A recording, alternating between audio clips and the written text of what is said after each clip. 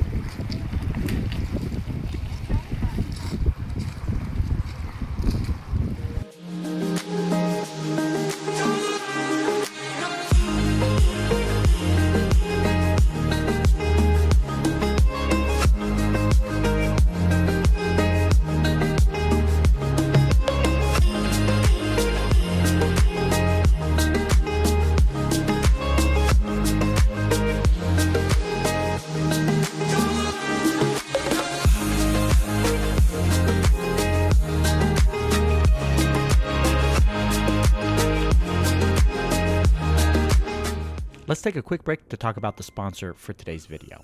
The HOVERAir X1 Pro Max is an incredible drone, allowing you to capture videos and photos all without even knowing how to fly a drone, simply because no remote is required to use it.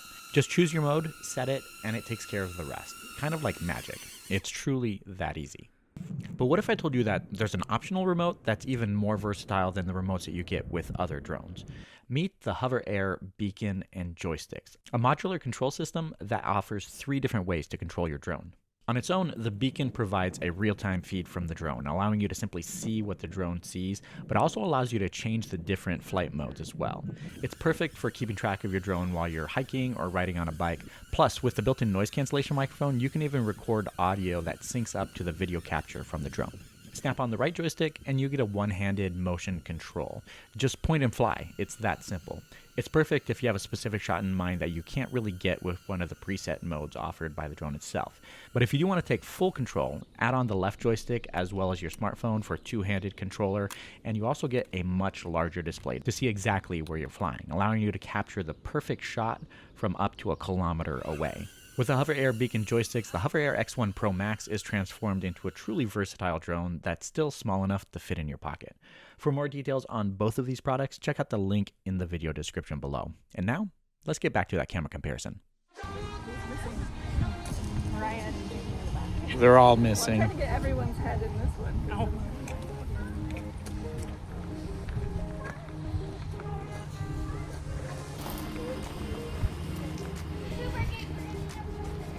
Pumpkin? Pumpkin dude. Pumpkin dude?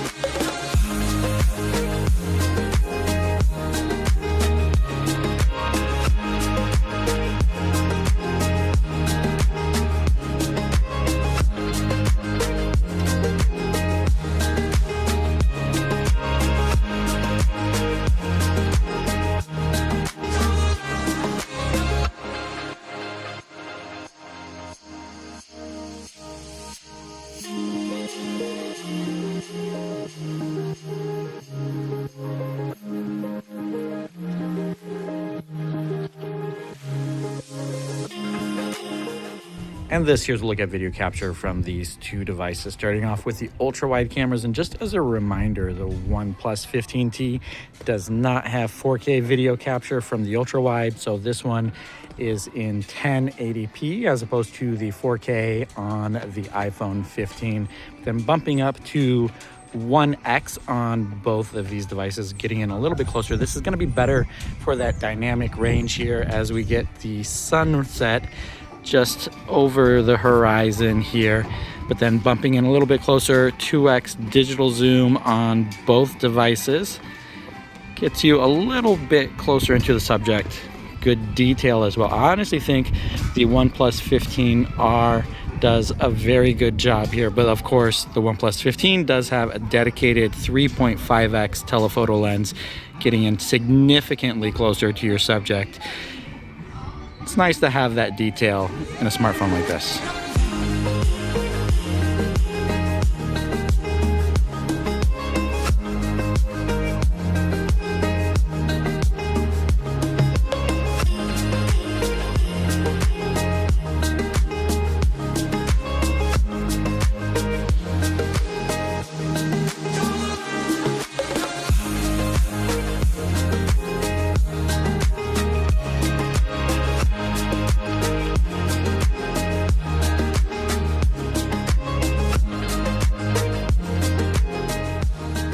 And this is a look at video capture from the selfie cameras on these two devices. Now, while the OnePlus 15R doesn't have 4K video from the ultra wide, it does have it from the selfie camera. So that's at least a little bit of redemption there. But as far as the video quality goes, I do think that the OnePlus 15, the standard one, does perform a little bit better in these situations.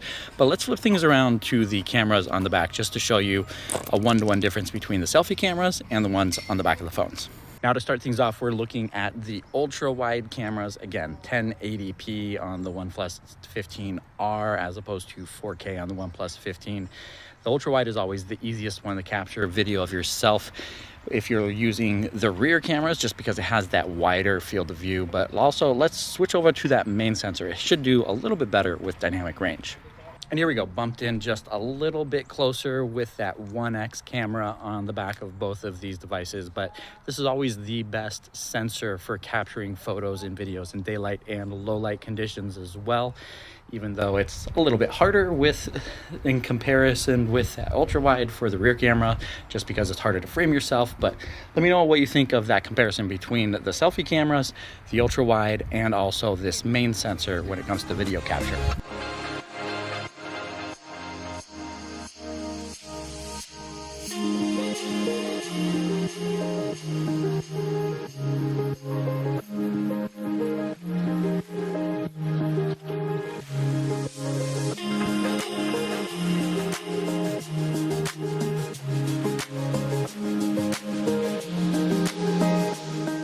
Well, now that it's gotten dark, it's time for some low light photos and videos with these two devices to see how they perform when lighting conditions aren't really ideal. Let's take a look.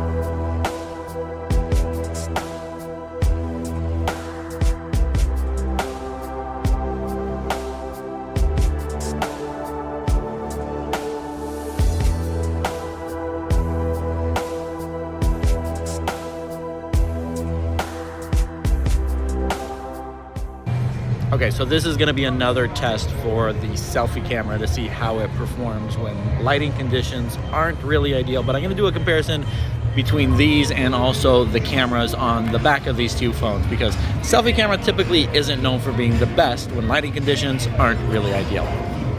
So this first one is starting off with the ultra wide camera. Now, on both of these devices, the ultra wide isn't really that great, so it's not gonna be that much better in allowing more light to hit the sensor in lighting conditions like this. But if you do want better video, using the main camera on the back of the phone is gonna be the best option, which I'm gonna switch over to right now. And here we go, a look at the main sensors on the back of both of these phones. As you can probably tell, this is a whole lot better than what you got from that selfie camera and the ultra wide camera. Let me know what you think though of the results and which of these two devices does a better job when lighting conditions aren't really ideal.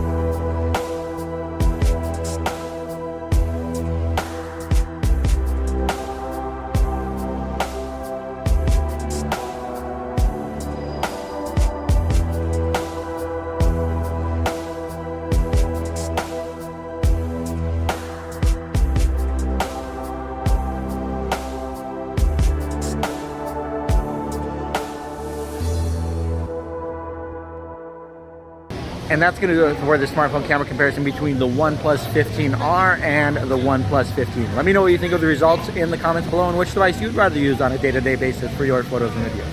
Thank you guys so much for watching, and I'll catch you in the next one.